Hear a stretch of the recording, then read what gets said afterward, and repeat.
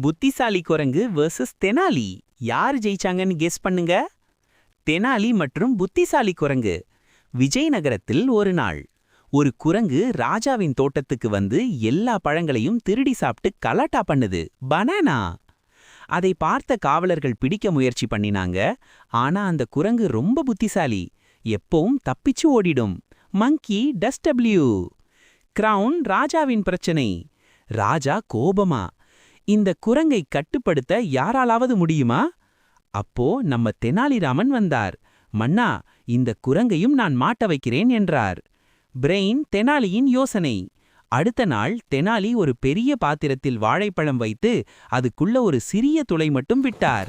குரங்கு வந்ததும் கை உள்ளே போட்டு நிறைய பழம் பிடிச்சுக்கிட்டது. ஆனா கை வெளியே வரல. ஏன் தெரியுமா? அது பிடிச்ச பழங்களை விடமாட்டேங்குது.